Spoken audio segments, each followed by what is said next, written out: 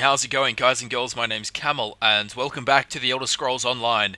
In this video, I'm going to show you the Dunmer or Dark Elf weapon and armor styles. So I'm going to get straight into this. And first up we have the light armor set. Really cool, I love what they've done with this. We haven't really seen any Dunmer styling before in Elder Scrolls games. I mean, in Morrowind we had seen the bone mold and some other like tribal bits and bobs like that, but nothing quite like this. I think it does fit in very well with the tiny bit of Dunmer styling that we have seen in previous Elder Scrolls games and the new Dunmer styling that we have been exposed to in the Elder Scrolls Online.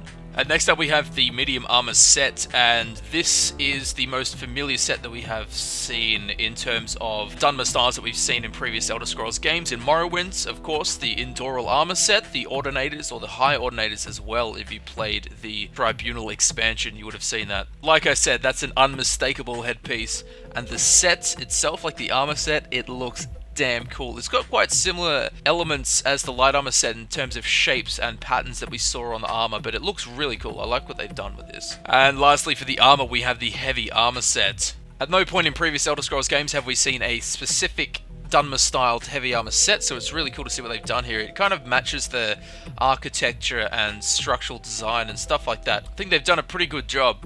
Now, first up for the one-handed weapons, we have the one-handed axes. These are cool. Again, we kind of saw it with the Bosmer axes that they had that elven feel to them, like they were slightly influenced from an Altmer style sense. Really cool. They're a bit cruder and simpler than what we would expect to see with a high elf style. Next up for the one-handeds, we have the one-handed swords. Very cool. I love the shape of the blade, and I love the dots up it. It almost reminds me of like a tribal paint pattern. Really cool, which of course does fit in with the Dunmer style, because in the character creation we do have a lot of body paints and things like that.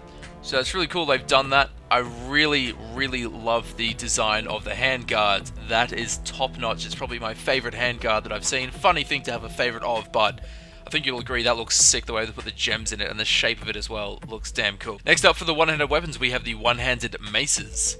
They look pretty cool. They remind me of something, and I don't know what.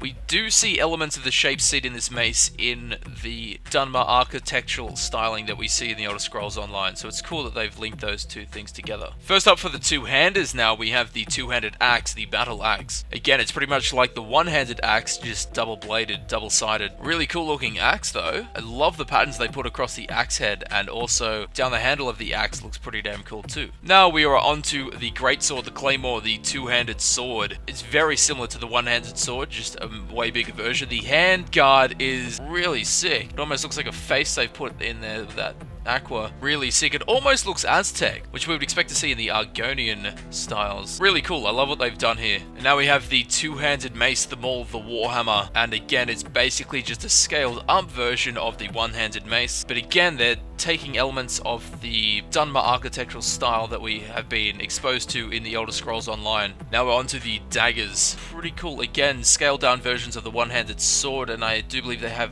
dittoed handguards. Yeah, I think they do. Nonetheless, I love the swords, so I love the daggers. Very cool. They're pretty long. I like the fact that they're a long dagger. A lot of the daggers are pretty stumpy. Now we have the bow. Cool looking thing. Yeah, that's cool. I really love the fact that they've added some gold in there as well as the wood. And I really love those gemstones on the arms of the bow. I don't know if that's meant to be obsidian. I do believe obsidian is a lot darker and shiny than that. That kind of looks purple, but nonetheless, it's really cool. Take down Mr. Fox. Sorry, buddy.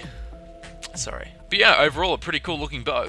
Now we're on to the staff. All of the staffs that you would create with the Dunmer style all have this exact same skin. Looks pretty cool. I love the head on it, and I love that giant shard of whatever that red crystal is that they put in the end. And now lastly, we have the shield. Very cool. It's a very unique shape that they've given this shield. It kind of matches the heavy armor helmet. Very cool though. It's like a tower shield. It looks pretty sick. Then you got spikes on the bottom for shield slamming into people on the ground.